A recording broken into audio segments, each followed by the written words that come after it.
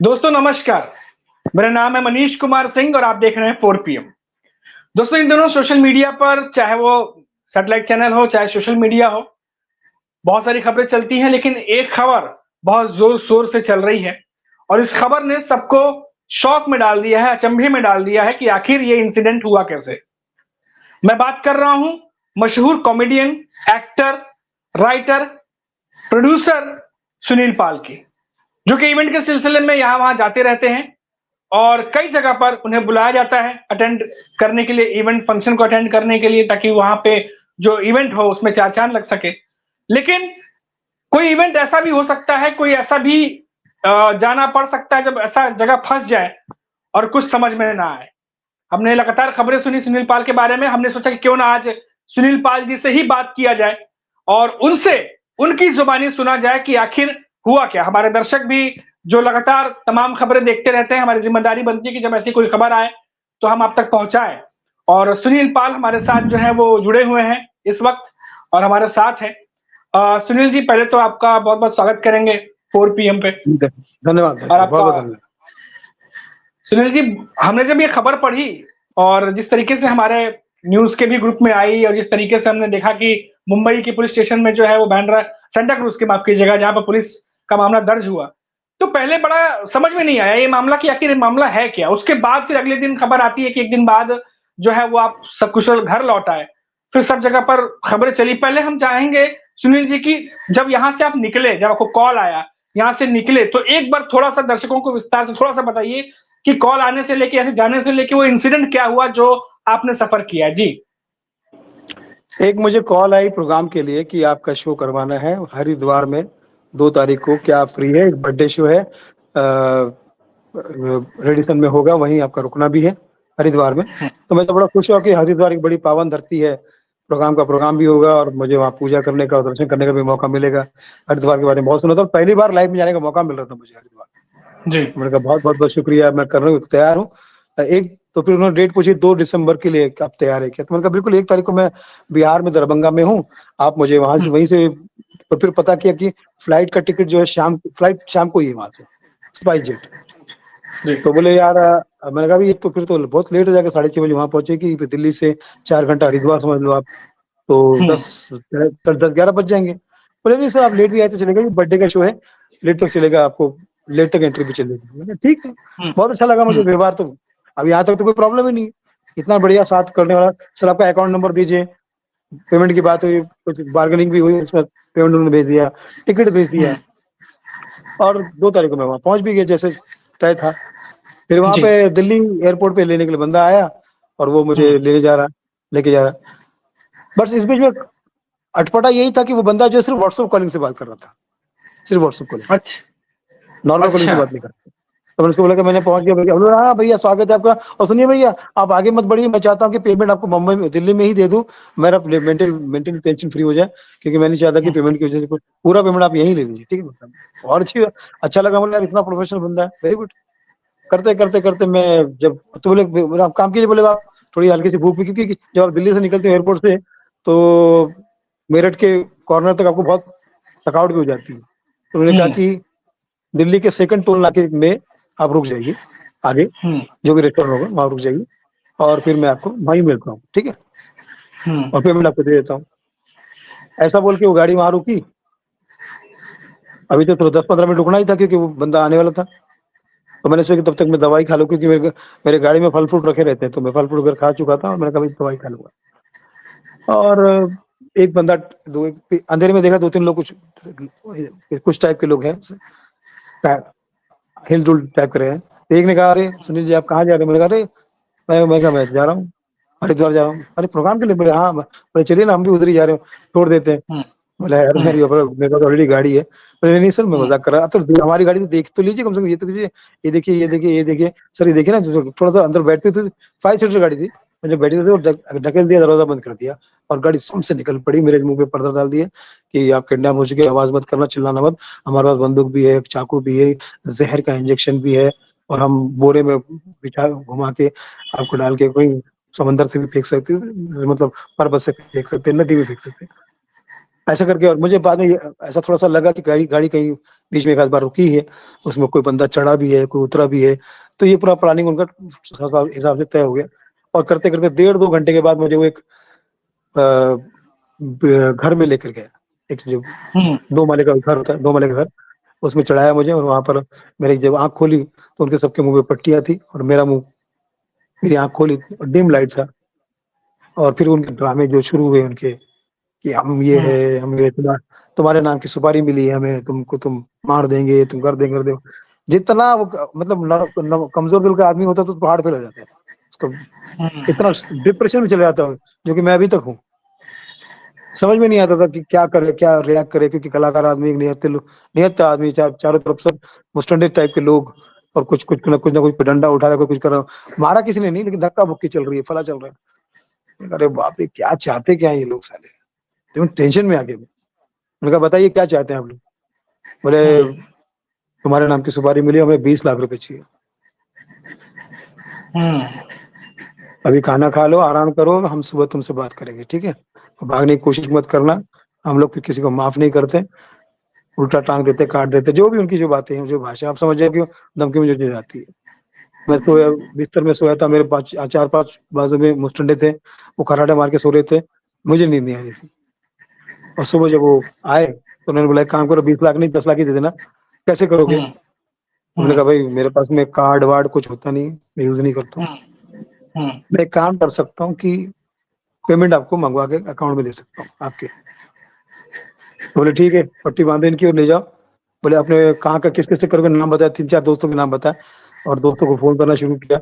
तो जब 1 से 1.5 घंटे दूरी पे लेके गए मुझे वो, ताकि उनके लोकेशन से बाहर हो जाऊं, और मुझे वहां से फिर फोन करवाते थे, तब मेरे मुंह खुलते थे, मुझसे बात करवाते थे। अरे भाई धनंजय, सॉरी श्रवण, अरे भाई अविराज, अरे भाई आरिफ, मुझे पैसे की जरूरत है। और बाकी वो बोलते कि ठीक है। मोबाइल 24 घंटे उनके पास ही था, वो एड्रेस अपने खुद ही देते थे। उन्होंने मेरा डीपी भी चेंज कर दिया था, मेरे माँ के साथ डीपी था वो बदल दिया उन्होंने। ये सब करते करते करते फाइनली 6:30 बजे उनके हाथ में 8 लाख आ चुके थे। तब तक परिवार वालों को शक हो गया था घर पे कि ये, क्योंकि सब जितने भी 4 दोस्त थे वो सब मेरे रोजाना मिलने वाले दोस्त। तो किसी ने घर पे फोन कर दिया, फला कर दिया, और ये सब। तो टेंशन में आगे वो लोग पुलिस में चले गए। पुलिस वालों को फोन आना शुरू हुआ तो वो घबरा गए, और उन्होंने शायद बोला कि ठीक है तुम एक काम करो, 8 में ही हम आपको छुट्टी कर देते हैं। ये आपका बैग रहा, ये आपका फोन, और ये आपके 20,000 रुपए आपको हमने फ्लाइट से बुलाया था, और फ्लाइट से छोड़ने का वादा था, फ्लाइट से ही छोड़ रहे हैं। मैंने कहा अच्छा, वादा पैसे तो भी साले दिए आपको मैंने वापस? कहा जी, मैंने जी। कहा हाँ, मैंने कहा वादा तो प्रोग्राम में भी था सालों, किधर प्रोग्राम और पैसा ना। एनीवेज, तो 20 लाख रुपए दिए, सॉरी 20,000 रुपए दिए, और चले गए वो। और मैं इतना घबराया हुआ था, मेरे को नॉर्मल टैक्सी पे भी भरोसा नहीं था कि मैं टैक्सी में बैठूंगा, पीछे पता नहीं 2 लोग कहाँ से आ जाएंगे, इस टाइप का डर था। ट्रोमा में था, मुझे फोन आ रहे थे, दोस्तों को मैंने बस मना कर दिया कि कोई पैसे मत भेजना, घर वालों को मैसेज कर दिया कि मैं ऑन द वे हूँ, सेफ। लेकिन फोन बाकी, क्योंकि न्यूज फ्लैश हो चुकी थी, इतने न्यूज, इतने फोन आ रहे थे, और मैं एकदम स्थिति में नहीं था कि कुछ हेलो भी बोल सकूं, ऐसी स्थिति में नहीं था। और मैं पब्लिक ट्रैवल से करना चाहता था, ट्रैवलिंग पब्लिक ट्रांसपोर्ट से। मैं सबसे पहले गया मेरठ मेट्रो, जो 20 मिनट का, सॉरी पहले ऑटो पकड़ा, मेरठ मेट्रो गया 20 मिनट में। फिर वहां से मैं गया गाजियाबाद, गाजियाबाद से फिर मैंने दिल्ली मेट्रो बदली, दिल्ली मेट्रो से फिर मैंने किया मेट्रो पकड़ी और गया कश्मीरी गेट, कश्मीरी गेट से फिर मैं नीचे उतर के मैंने ऑटो पकड़ के मैं एयरपोर्ट गया, और टिकट उसके बीच में अपने ट्रेवल एजेंट से मिलकर बना चुका था। और 2:30 बजे घर पे पहुंचा तो पुलिस को पता चला, तो पुलिस मेरे घर पे आई, क्योंकि दिन भर घर में चक्कर लगा रही थी पुलिस। पुलिस ने मेरा आधा बयान लिया, और मुझे समझ गए। तो फिर दूसरे दिन पुलिस स्टेशन में बुलाया, पुलिस स्टेशन रात में भी गया था मैं, दिन में भी पुलिस स्टेशन बुलाया। और पुलिस वाले वेरी काइंड, अभी टच में है मेरे, दिल्ली मुंबई पुलिस वाले बहुत अच्छा, बहुत सपोर्ट कर रहे हैं, एंड मेरठ वाले भी सपोर्ट कर रहे हैं। एंड मुझे लगता है कि जो मेरा तकलीफ का हाल है, जो किसी के साथ ना हो, उनके साथ में ना, और जो जो जो जो किडनैपर्स है वो मुझे क्या बोलते हैं एंड में, हीरोगिरी क्या करते हैं कि आपका पूरा डाटा हमारे पास में आ गया है, सबका नंबर हमारे पास में आ गया, हमारा कुछ भी आपके पास में नहीं है, इसलिए कोई उल्टी सीधी हरकत मत करना, जान को खतरा हो सकता है, और हमें बुरा मत समझना, हम लोग सिर्फ बेरोजगार लोग हैं, इसलिए जिम्मेदारी की वजह से ये सब कर रहे हैं। कल को हमारे पास जब पैसे आ जाएंगे तो ये लौटा भी देंगे हम आपको। अच्छा। जी। बड़ा ही अजीब वाकया है सुनील जी ये तो। जी, लेकिन सुनील जी बिल्कुल। ये जो कुछ भी इंसिडेंट आपके साथ हुआ है ये बड़ा ही एक तरीके से कह देते हैं ये बहुत ही डेंजरस चीज है क्योंकि बहुत सारे सेलिब्रिटीज हैं बॉलीवुड के, मैं टीवी इंडस्ट्री के सरकार से इन्फ्लुएंसर्स हैं। मैं जी। सरकार से निवेदन करूँगा कि वो एक ऐसा रूल बनाए कि ट्रैवल हुँ, करने वाले किसी भी बंदे को, चाहे वो साइकिल पे जा रहा हो, ऑटो पे जा रहा हो, बस से जा रहा हो, मेट्रो से जा रहा हो कि या फ्लाइट से, कहीं कहीं भी प्राइवेट गाड़ी से, उसको तकलीफ देने वालों को सजा 20 साल की होनी चाहिए कम से कम। क्योंकि ट्रैवलिंग में तकलीफ देना, आप एक आदमी के जिंदगी से खेल रहे हो। ये जो अनिवार्य जो एक्सीडेंट होते हैं, ये जो तकलीफें होती हैं, ये फला फला, ये किडनैपिंग, एक्सटॉर्शन, ये सब भैया, और रास्ते में लूट लेना, ये सब हुँ। बहुत बड़ा क्राइम है। इसको सजाए मौत से कम का क्राइम, सजा तो नहीं होनी चाहिए, मुझे लगता है। तो सुनील जी क्योंकि आप भी इंडस्ट्री में बहुत सालों से काम कर रहे हैं और बहुत सारे आपके भी करीबी हैं जो स्टैंड अप कॉमेडियन पहले जब आया करता शो तब से लेकर अब तक सब आपके साथ जुड़े हुए हैं, इवेंट्स के लिए यहाँ से वहां जाते ही रहते हैं। तो ये जी, ऐसे में इस तरीके का इंसिडेंट आना, क्योंकि हमने सुना बीच में एक दो इंसिडेंट और भी हुए थे, और क्योंकि ये बहुत इंसिडेंट इस तरीके से, क्योंकि देश के नहीं बल्कि विदेशों में भी अलग अलग हिस्सों में इवेंट्स पे सेलिब्रिटीज जाते हैं, तो ये तो बहुत ही ज्यादा आप सोचने वाली है, कंसर्न वाली बात है कि आप कहीं इवेंट पे अगर कॉल आता है या किसी के थ्रू भी आता है तो बहुत सतर्कता रखनी होगी क्योंकि कभी भी कुछ भी हो सकता है। जी, तो बिल्कुल जी। अभी तो सुनील जी क्या कैसे अभी आगे चल के, क्योंकि अभी आगे भी काम करना है, एक्टिंग वगैरह है, कॉमेडी इवेंट्स भी हम बंद नहीं कर सकते, तो अभी कैसे आगे चल के कुछ पुलिस से बात हुई है अभी या कुछ मैंने किस तरीके अभी से मैंने स्टेप? अ, अभी मैं पुलिस से संपर्क में है ही मेरे, और मैं सब कर रहा हूँ। मैंने हम्म 5-6 लोगों का ग्रुप बना लिया है। मैं सभी से कहूँगा कि आप भी 6 लोगों का ग्रुप बनाइए, जिसमें 2 परिवार हम्म वाले, 2 पुलिस वाले, 1 वकील, 1 आध और 1 आध हम्म बाहर का कोई दोस्त हो जो आपका खास मिलने वाला है। उनका ग्रुप बनाओ, और हम्म जब-जब जहाँ-जहाँ जाते हैं, ड्राइवर का, गाड़ी का, लोकेशन का मैसेज आप उनको करें, कहाँ पहुँच रहे, कहाँ नहीं हम्म पहुँच रहे। इससे आपकी सुरक्षितता जितनी हो सके बनी रहेगी, वरना तो भाई बहुत हम्म डेंजर है, सचमुच डेंजर है। कोई भी आके कहीं भी जी। आपको बैठ के, आपको बंदूक लगा के आपको तान पे कर सकता है, और वो ये ड्राइवर भी मिला हो सकता है उससे, कोई भी मिला सकता है। हम्म। तो सुनील जी जी। कितना कितना पैसा आपसे उन्होंने ले लिया फिर टोटल, अगर हम बात करें, या जिस नहीं, तरीके से अगर डिमांड की थी? मेरा नुकसान मानो तो मैं 10 लाख का अभी तक हो चुका है। 8 लाख तो उनको दिए। एक शो का जो नुकसान हुआ, जो शो के नाम पे बुलाया था, उसका जी। नुकसान हुआ 1 लाख रुपए, जो एडवांस दिया था हम्म उन्होंने, बाकी पूरा 1 लाख रुपए वो देने वाले थे उसका। और दूसरा, इसमें सब चीज़ों में जो खर्चे हुए, फला ये वो सब, 10 लाख के तो अभी तक हम्म लॉस में मैं हूँ। जी नहीं, ये बहुत ही मेरे जेब तमाम में, हाँ, दर्शक भी मेरे सुन। जेब में 20-25 हज़ार रुपए जेब में रखे थे, वो भी निकाल दिए थे उन लोगों ने।